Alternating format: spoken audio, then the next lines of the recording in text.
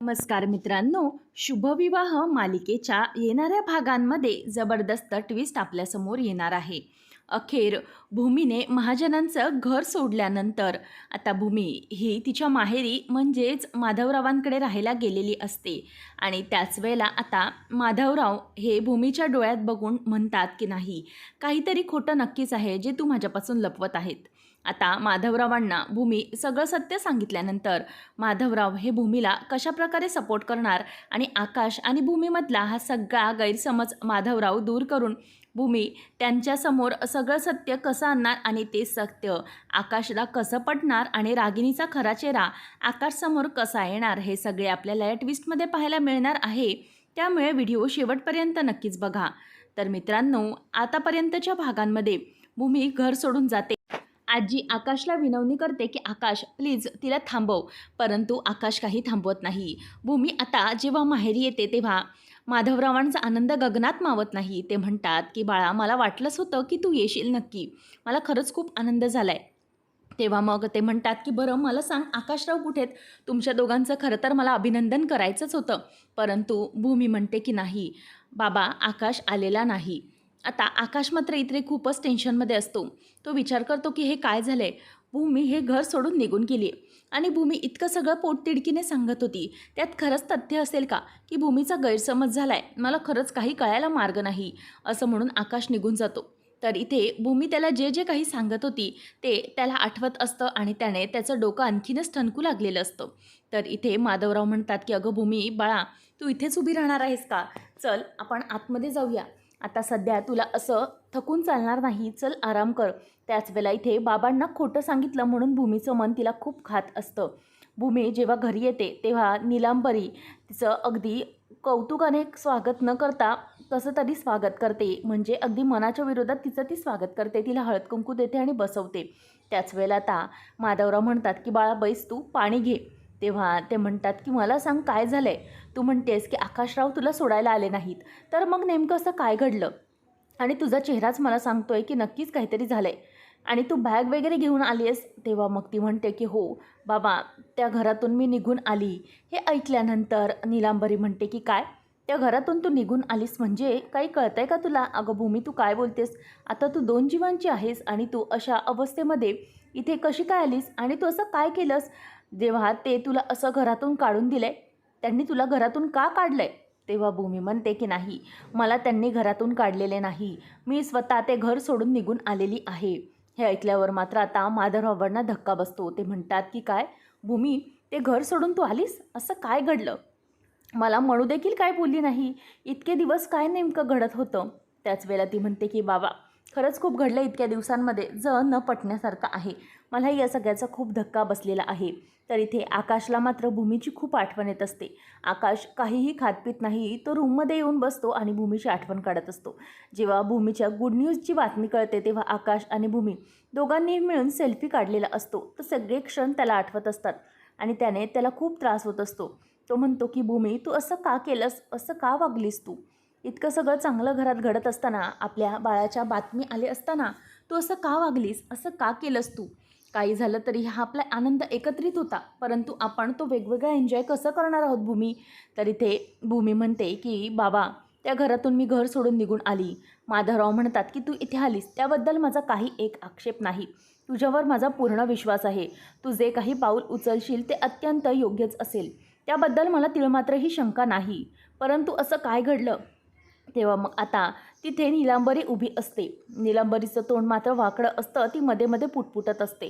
त्याच वेळेला आता तिला लगेच ते म्हणतात की एक काम कर नीलू, जरा तू प्लीज चहा टाक, ती थकली आहे, तिला जरा चहा दे. तेव्हा नीलू म्हणते की पण मला ऐकायचे आहे.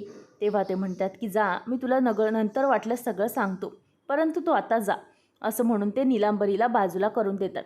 नीलांबरी मनातच म्हणते की ठीक आहे, जाऊ देत, तसंही मी पुन्नूला विचारेन, ती मला सांगेल.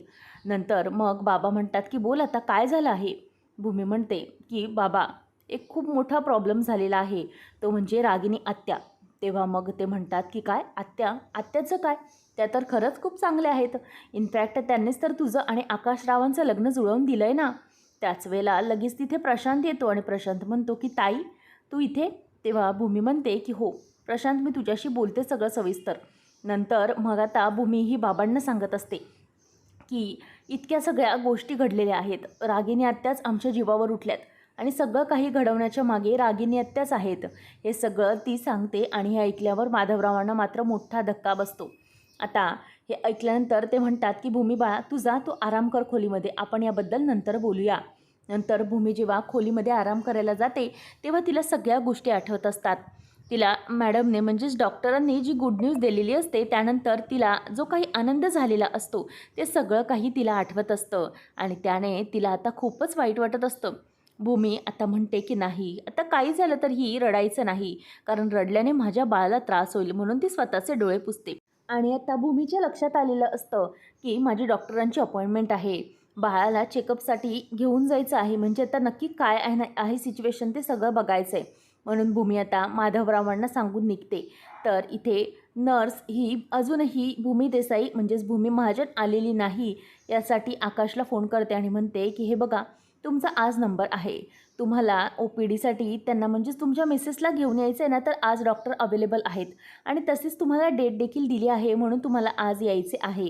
हे आता इथे डॉक्टर म्हणजेच रिसेप्शनिस्ट जेव्हा आकाशला सांगते हे ऐकल्यावर आकाश विचार करतो की मी कसा विसरलो, आज भूमीला चेक करायला घेऊन जायचे होते. तेव्हा आकाश म्हणतो की येस, माझ्या लक्षात आहे, आम्ही येतो. आणि मग तो असं बोलून फोन ठेवतो. परंतु आकाश विचार करतो की काय करू, आज भूमीला डॉक्टरांकडे घेऊन जायचं होतं, परंतु मी तिला घेऊन जाऊ शकलो नाही. आम्ही दोघेही आता वेगवेगळे आहोत, कसं करू असा विचार त्याच्या डोक्यामध्ये येत असतो. तर इथे भूमी ही ऑलरेडी डॉक्टरांसाठी निघालेली असते. तर इथे मानसीला भूमीची खूपच आठवण येत असते. ती म्हणते की ताई निघून गेल्यापासून खरंच खूप वाईट वाटतंय मला, काय करू ना माझं मला समजत नाही आहे. आणि म्हणूनच ती काळजीपोटी भूमीला फोन लावते. तेव्हा भूमी ही डॉक्टरांकडे जायला रस्त्यात असते. तेव्हा मग आता ती म्हणते की मनू बोल गं. भूमी म्हणते की काय झालं आहे, तू का रडतेस? तेव्हा मग ती म्हणते की ताई, मला तुझी खूप आठवण येत आहे, तू ठीक आहेस ना? आणि बाबा काय म्हणाले? तेव्हा भूमी म्हणते की तू काळजी करू नकोस, बाबा आपल्याच बाजूने आहेत. तेव्हा हे ऐकून मानसीला खूप बरं वाटतं. भूमी म्हणते की तू काळजी करू नकोस, लवकरच त्या रागिणीचा खरा चेहरा आपण एक्सपोज करू. तर इथे आकाश विचार करतो की काय करू मी, मला तर निघायचं होतं, परंतु भूमीशी कसं बोलू, काय करू? तिला जाताना मी निदान अडवलं पण नाही, मग ती आता माझं ऐकेल का? त्याच वेळेला आकाश धीर करतो आणि भूमीला फोन करतो आणि म्हणतो की नाही, काही करून मला भूमीला हे सगळं विचारलंच पाहिजे. तर इथे भूमीचा फोन हा बिझी लागत असतो. भूमी ही मानसीशी बोलत असते. त्याच वेळेला आता मानसी म्हणते की ताई, तू आकाश जिजूंना सोबत घेऊन जाणार होतीस ना, मग काय झालं? तेव्हा मग मानसी म्हणते की तू प्लीज त्यांना फोन कर. भूमी म्हणते की ॲक्च्युली आता आकाशचाच कॉल मला येत आहे. तेव्हा मानसीला ती म्हणते की आम्हाला दोघांना एकत्र बाळासाठी सगळे मोमेंट एन्जॉय करायचे होते, परंतु आम्ही दोघंही वेगळे आहोत.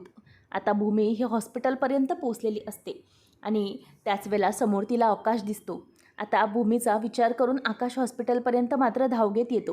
हे पाहून भूमीला खूप बरं वाटतं. भूमी मनातच म्हणते की हे सगळं आकाश माझ्यासाठी करतोय, हे पाहून मला खरंच खूप बरं वाटलं. आकाश निदान आमच्या बाळासाठी तरी आला. तेव्हा आता डॉक्टरांकडे केबिनमध्ये भूमी आणि आकाश जातात.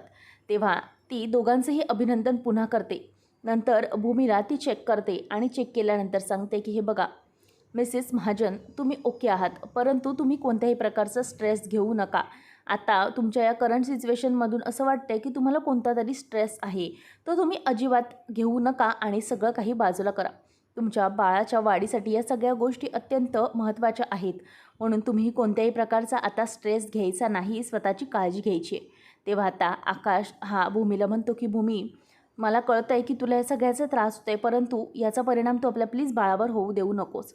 भूमी म्हणते की आकाश, एका क्षणात माझा सगळा स्ट्रेस निघून जाईल रे, तेव्हा तू माझ्यावर विश्वास ठेवशील, प्लीज विश्वास ठेव ना. आता ती आकाशचा हातात घेते आणि स्वतःच्या पोटावर ठेवून म्हणते की आकाश, मी तुला आपल्या बाळाची शपथ घेऊन सांगते, होणाऱ्या बाळाची शपथ घेऊन सांगत आहे की आकाश, मी जे काही म्हणाले त्यातला शब्दाने शब्द खरा होता. आता मात्र इथे आकाशला कळतं की भूमी बाळाची शपथ मात्र कधीही खोटी घेऊ शकत नाही, जे काही करते ते खरं बोलते. आता आकाशचे डोळे उघडतात. हे पाहून भूमीला खूप बरे वाटते. आकाश म्हणतो की भूमी, चल, मी तुझ्यावर विश्वास ठेवतो आणि बाळाची शपथ घेतलीच म्हणून, परंतु आता सगळे पुरावे हे तुम्हाला आणून दाखवायचे आहेस. काहीही झालं तरीही मी आता या पुराव्यांवरच विश्वास ठेवणार. भूमी म्हणते की ते मी गोळा करायला तयार आहे, फक्त तू माझी साथ द्यायला हवी. म्हणजे तू माझ्यावर अविश्वास दाखवू नको, माझा सगळा स्ट्रेस निघून जाईल. आकाश म्हणतो ठीक आहे, तू आता कोणतीही चिंता करायची नाही, तू आता जे काही करायचं आहे ते कर. तेव्हा मग भूमी म्हणते की तू काळजी करू नकोस, मी सगळं काही मॅनेज करेन, माझ्याकडे प्रशांत आहे, मी त्याची मदत घेईन. आता आकाश मात्र भूमीला सोडून निघून जातो. भूमी विचार करते की बाळाची तब्येत तर महत्त्वाची आहे, परंतु माझ्या आकाशलाही या बाईच्या तावडीतून सोडवायचे. म्हणून आता ती विचार करते की मी आता तांडेलच्या बायकोला भेटायला जाते. भूमीला तांडेलचं घर माहीत असतं. ती प्रशांतबरोबर तांडेलच्या घरी पोहोचते आणि भूमीला पाहिल्यावर तांडेलची बायको म्हणते की ए भूमी, तू इकडे कशाला आली? तेव्हा भूमी म्हणते की मला तुम्हाला गोष्टी विचारायच्या आहेत. तांडेल म्हणजेच तुमच्या मिस्टरांचा खून कोणी केला हे तुम्हाला माहीत आहे का? तेव्हा ती म्हणते की हो, रागिनी पटवर्धन. ही रागिनी पटवर्धन अत्यंत नीच बाई आहे आणि त्या बाईनेच हे आमचं सगळं घडवून आणलं आहे. तेव्हा भूमी तिला शांत करते आणि म्हणते की तुम्ही घाबरू नका, तुमचं सौभाग्य त्या नालायक बाईने हिरावून घेतलं. आता तिलाही आपण जिवंत सोडायचं नाही, तिलाही जेलमध्ये पाठवायचे म्हणजे पाठवायचेच. आता तांडेलची बायको भूमीची साथ द्यायला पूर्णपणे तयार झालेली असते. तरी ते भूमीला मात्र संशय वाटत असतो. भूमी म्हणते की नेमकं असं काय आहे? तांडेलची बायको ही नेहमी ऐन टायमिंगसारखी दुसरं तर बोलणार नाही ना.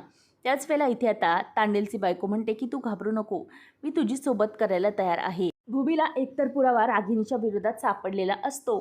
नंतर तिला आठवतं, तिला डॉक्टरांनी सांगितलेलं असतं की तुम्हाला जास्त स्ट्रेस घ्यायचा नाही.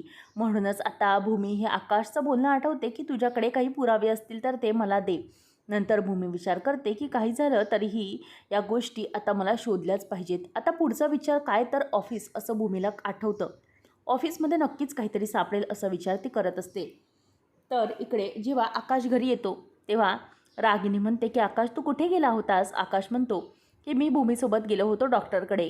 तेव्हा ती म्हणते की काय आकाश, तू डॉक्टरकडे कशाला गेला होतास? नाही म्हणजे भूमी इतकं सगळं चुकीचं वागते तरी तू तिला का मागे घालतोस? असं म्हटल्यावर इथे आकाशला विचित्र विचार येऊ लागतात. तो म्हणतो की काय?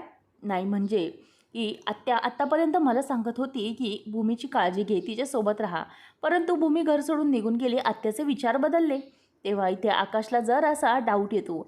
नंतर आकाशला आठवतं की जेव्हा आकाश हा भूमीला शोधण्यासाठी कोल्ड स्टोरेजपर्यंत गेलेला होता, त्याच वेळेला नेमकं अभिजितनेच त्याला तिथून हलवलेलं होतं आणि भूमीपर्यंत पोहोचू दिलेलं नव्हतं. तेव्हा आता आकाशला भूमीचं म्हणणं खरं वाटत असतं की बहुतेक हेच तर खरं नाही, आत्या आणि अभिजित मिळून तर हे सगळं करत नाहीत ना. तर इथे भूमी आता ऑफिसमध्ये पोहोचलेली असते आणि ती ऑफिसमध्ये बसलेले कार्यकर जे जुने असतात त्यांना भेटते आणि म्हणते की मला तुमच्याबद्दल सगळं काही सत्य माहीत आहे. तुम्ही आणि रागिनी मॅडम काय करत आहात? तुम्ही बऱ्याबोलाने सगळं सांगत आहात की मी आकाशसमोर तुम्हाला एक्सपोज करू. आता मात्र कार्यकर घाबरतात आणि म्हणतात की भूमी मॅडम, मी सगळं सांगतो, जे काही केलं होतं ते सगळं नाटक होतं. मला रागिनी मॅडमने त्यांचा अपमान करण्यासाठी पैसे दिले होते. हे ऐकल्यावर मात्र आता भूमीच्या पायाखालची जमीन सरकते आणि कार्यकर म्हणतात की मॅडमने सगळं मॅनेज केलेलं आहे. जेव्हापासून आकाश सरांचे आई वडील गेलेत, बाबा गेलेत, तेव्हापासून रागिनी मॅडम हे सगळं असंच मॅनेज करतात. तेव्हा भूमी म्हणते की ठीक आहे, आता या सगळ्यामध्ये मी तुमची नोकरी नक्की वाचवेन, परंतु तुम्ही जर आकाशला सगळं सत्य सांगितलात तर. अशा प्रकारे भूमी आता आकाशसमोर ठेवण्यासाठी 3 पुरावे गोळा करते. आता आकाशसमोर हे पुरावे जेव्हा येतील तेव्हा आकाश हा कशाप्रकारे रागिनीला हाताला धरून घराच्या बाहेर काढणार आणि तिला पोलिसांच्या तावडीमध्ये देणार, हे सगळं पाहणं रंजकतेचं ठरणार आहे. अशाच मालिकांचे लेटेस्ट अपडेट जाणून घेण्यासाठी आताच आपल्या चॅनलला सबस्क्राईब नक्की करा.